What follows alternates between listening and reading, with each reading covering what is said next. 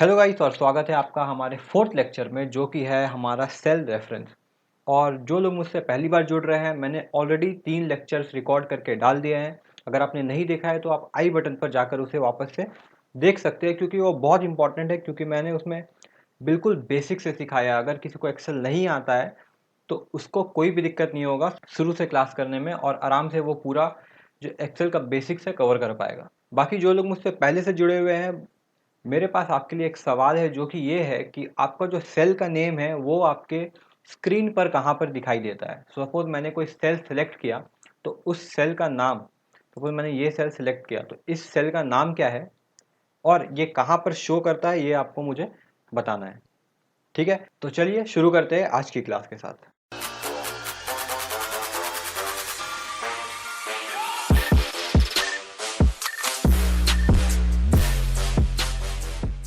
तो गाइस आज हम करने वाले हैं सेल रेफरेंस। तो अगर मैं नॉर्मल बोलूँ, सपोज मैंने ये सेल को एक सिलेक्ट किया और ये सेल अभी हाईलाइट हो गया है, मगर ये सेल का अपना एक नाम है। और ये नाम आपको कैसे पता चलेगा? सबसे पहले आप इसके ऊपर जो लेटर्स है उस पर जाइए। इस लेटर वाले सेक्शन में आपको दिख रहा होगा कि अभी एच हाईलाइटेड है, बाकी सब बहुत लाइट है, मगर ये एच थोड़ा डार्क हो गया है। तो सबसे पहला आपका ये जो कॉलम है वो है एच। दूसरा आपको देखना है रो कौन सा है। तो अगर आप लेफ्ट साइड में जाओगे तो आपको 1 2 3 4 ऐसे बहुत सारे रोज दिखाई देंगे। तो कौन सा रो हाईलाइटेड है? हमारा 9th वाला जो रो है वो थोड़ा डार्क है, मतलब वो हाईलाइटेड है। तो हम क्या करेंगे, इसका नाम जो है ये सेल का वो क्या होगा? एच, क्योंकि हमेशा कॉलम पहले आता है, H9। और इसका नाम जो है यहाँ पर शो कर रहा है H9, अगर आपको यहाँ नजर आ रहा होगा तो।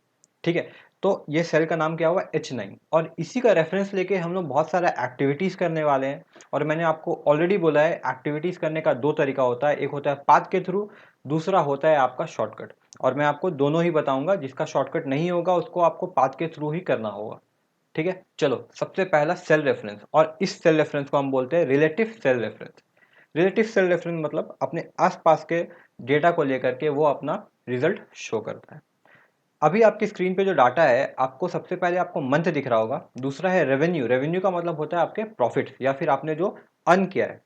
और फिर है एक्सपेंसेस, मतलब आपके जो खर्चे हुए हैं। और लास्ट में है आपका प्रॉफिट या फिर लॉस। ठीक है, तो हर कंपनी क्या करता है, कुछ पैसा कमाने के लिए कुछ खर्चा करता है। तो ये हो गया आपका कितना उसने कमाया, ये हो गया कितना उसने स्पेंड किया। और पहला में है आपका मंथ्स। सपोज मान लेते हैं कोरोना वायरस का सिचुएशन है, जिसकी वजह से जनवरी के बाद केसेस बहुत ज़्यादा हो गए कोरोना वायरस के, और लॉकडाउन की वजह से सेल नहीं हुआ। तो यहाँ पे क्या दिख रहा है आपको?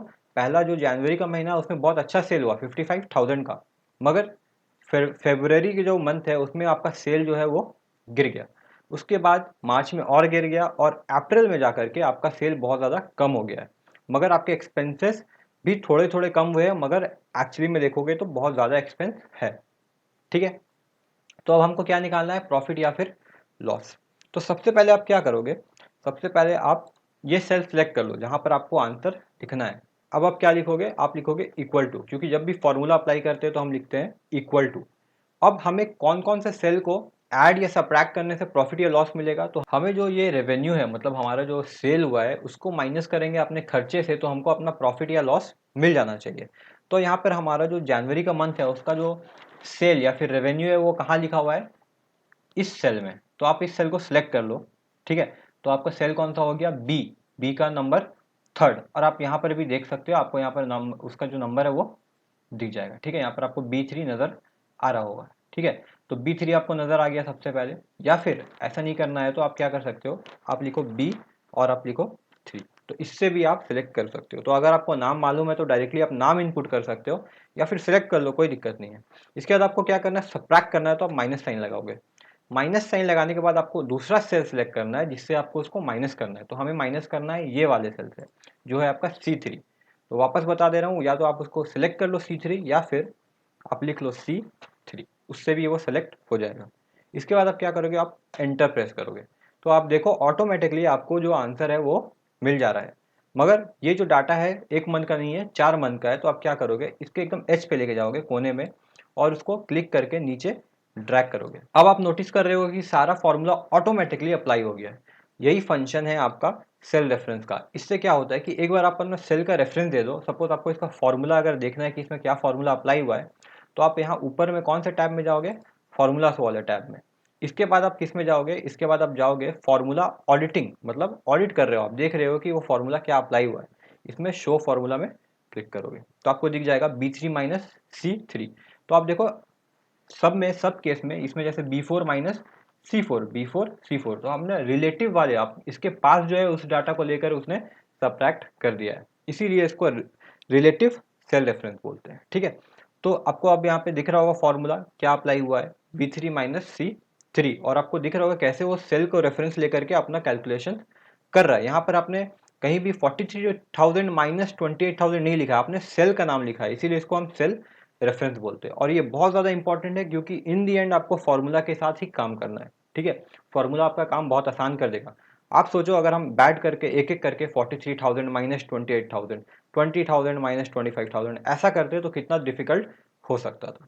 ठीक है, तो आप वापस से शो फॉर्मूला में क्लिक करो और आपका फॉर्मूला जो है वो डिसअपेयर हो जाएगा।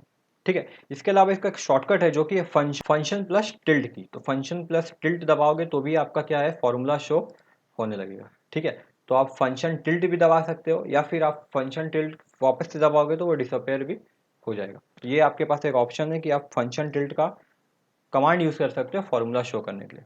तो इससे क्या हुआ कि आपका जो फॉर्मूला है वो सब में अप्लाई हो गया। ठीक है, और आप नोटिस करो यहाँ पर 2 मंथ में आपका लॉसेस है, ये जो 5,000 है और ये 17,000 है, ये माइनस में है, मतलब इस 2 मंथ में आपको लॉस हुआ है। ठीक है, तो ये हो गया आपका कौन सा तरीका, ये हो गया कि आप एक में आपने अप्लाई किया और उसको ड्रैग करके बाकी सब में अप्लाई कर दिया। मगर सपोज आपको एक ही बार अप्लाई करना है और बाकी में अप्लाई नहीं करना है, तो आप क्या करोगे, सबसे पहले तो जितने सेल से सबको सेलेक्ट कर लो। ठीक है, इसके बाद वापस से फॉर्मूला लिखो इक्वल टू। ठीक है, हम फॉर्मूला सिर्फ पहले सेल के लिए लिखेंगे, इक्वल टू फिर क्या किया था हमने, B3 को माइनस किया था तो माइनस साइन डाल दो, और किससे माइनस किया था, C3 से, ये कर दिया। इसके बाद क्या करेंगे हम, कंट्रोल एंटर प्रेस करेंगे। ठीक है, याद रखना कंट्रोल प्लस एंटर प्रेस करेंगे तब जाके वो ऑटोमेटिकली सब में अप्लाई हो जाएगा। ठीक है, आई होप आपको ये समझ आया होगा क्योंकि ये बहुत इंपॉर्टेंट है, एकदम ध्यान से सुनना, और अगर नहीं समझ आया तो वापस देख लेना, फिर भी नहीं समझ आया तो कमेंट करना, मैं इसे लाइव आकर के एक्सप्लेन करूंगा। ठीक है, क्योंकि ये आपको इंडस्ट्री में बहुत ज़्यादा काम आएगा, बहुत ज़्यादा इसका यूज़ है। राइट, तो सपोज आपको ये अब समझ आ गया है, तो ये दो और तरीके हैं जिससे आप या तो पहले अप्लाई करके ड्रैग करो या फिर आप पहले ही ड्रैग कर लो और एक में अप्लाई करके आप क्या प्रेस करोगे, कंट्रोल प्लस एंटर।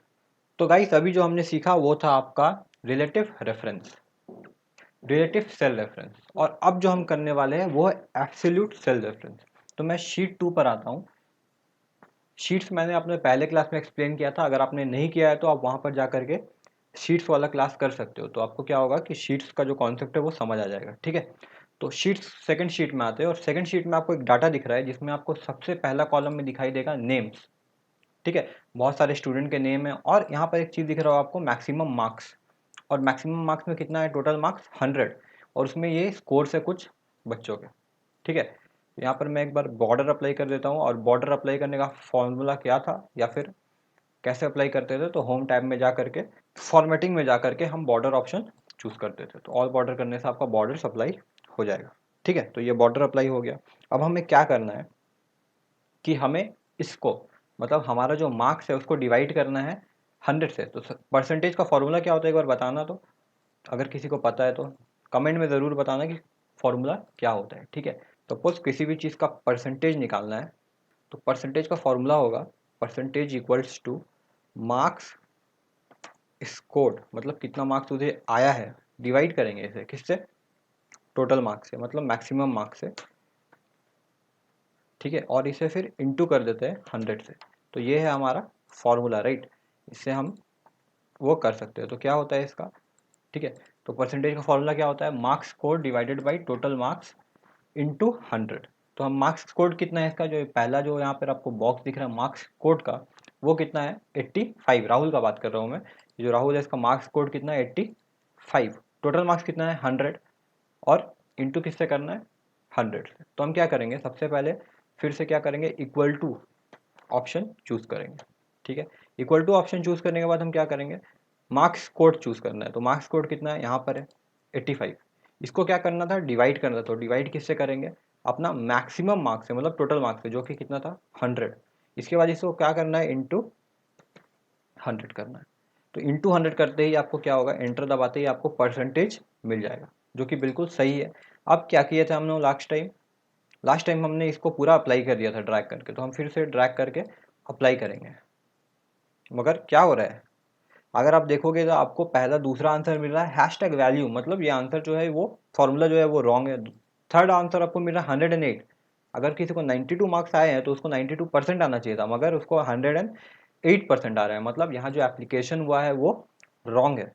तो आप करें तो करें क्या, तो सबसे पहले आप फॉर्मूला में वापस से जाओ और आप फॉर्मूलाज में जा करके करो शो फॉर्मूलाज। तो आप देखो यहाँ पे C5, C3 और 100 है, तो जब आप इसको अप्लाई करते हो तो क्या होता है, देखो यहाँ पे C3 हमारा 100 किस में था, 100 था हमारा C3 में, यहाँ पे नेम बॉक्स में देखो C3 में था ना। लेकिन यहाँ पर क्या हुआ, C4 ले लिया उसने, C4 मतलब ये वाला कॉलम ले लिया उसने, और इसको लेते ही नीचे डिवाइडेड बाई 100 का जगह डिवाइडेड बाई मार्क्स कोड। तो अगर आप 2 को डिवाइड करोगे किसी लेटर से, सपोज M से डिवाइड करोगे, तो आपको क्या वैल्यू आएगा, कुछ वैल्यू नहीं आएगा। इसी तरह यहाँ पर भी क्या हुआ है, इसका भी कोई वैल्यू नहीं आया, इसीलिए हैशटैग वैल्यू दिखा रहा है। ठीक है, तो अब हम क्या करेंगे, इसका फॉर्मूला को ऑल्टर करेंगे। ऑल्टर कैसे करेंगे, सबसे पहले हम क्या करेंगे, यहाँ पर जो फॉर्मूला है वापस से सेम चीज़ करेंगे। सपोज इक्वल्स टू देने के बाद हम क्या करेंगे, सबसे पहले मार्क्स कोड मतलब 85, इसको क्या करना है, डिवाइड करना है, तो डिवाइड साइन दे देंगे। किससे डिवाइड करना है, 100 से, वो भी दे दिया। मगर ये 100 सब कॉलम में C3 ही होना चाहिए, है ना, 100 होगा सब कॉलम में। तो हम क्या करेंगे, इसके बाद F4 प्रेस करेंगे। F4 प्रेस करने से क्या होगा, वो जो कॉलम है वो लॉक हो जाएगा। ठीक है, अब ये यहाँ पर लॉक हो गया, मतलब ये सबके लिए सेम रहेगा। तो अब हम क्या करेंगे, F4 प्रेस करने के बाद इंटू 100। ठीक है,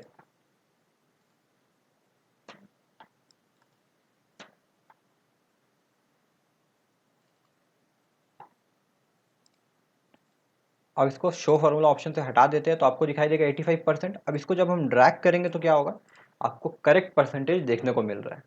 ठीक है, तो ये छोटी छोटी गलती है जो बहुत लोग करते हैं। तो अगर आपको किसी पॉइंट को फिक्स रखना है, तो आपको मैं वापस दिखाता हूँ। अगर आप अब देखो तो सब में क्या फिक्स्ड है, C3 सब में फिक्स्ड है, राइट। यहाँ पे आपको एक नंबर हमेशा, एक सेल जो है हमेशा फिक्स नज़र आ रहा है। तो जब भी एक सेल को फिक्स करना हो तो हम F4 फंक्शन का इस्तेमाल करेंगे। ठीक है, हमेशा याद रखो F4 फंक्शन। और शो फॉर्मूला का शॉर्टकट क्या बताया मैंने, कंट्रोल प्लस टिल्ट। तो आप कंट्रोल प्लस टिल्ट करोगे तो भी आपको वो ऑप्शन दिखाई देगा। ठीक है, कंट्रोल प्लस टिल्ट करो, आपको फार्मूला नज़र आने लगेगा, और कंट्रोल प्लस टिल्ट वापस दबाओगे तो आपको फार्मूला जो है नज़र आना बंद हो जाएगा। तो ये सब छोटा मोटा फार्मूला है जो आपको यूज़ करना ही पड़ेगा आपके इंडस्ट्री में जब भी आप काम करोगे। और ये था आपका absolute cell reference. I hope आपको समझ आया होगा, नहीं आया है तो मुझे कमेंट ज़रूर करें, मैं वापस से इसको एक्सप्लेन करूँगा लाइव आकर के। बाकी अगर आपको समझ आया और वीडियो अच्छा लगा तो सब्सक्राइब करें चैनल को, लाइक करें और एक कमेंट ज़रूर छोड़ कर जाए। चलिए गाइस, मिलते हैं अपने अगले क्लास में।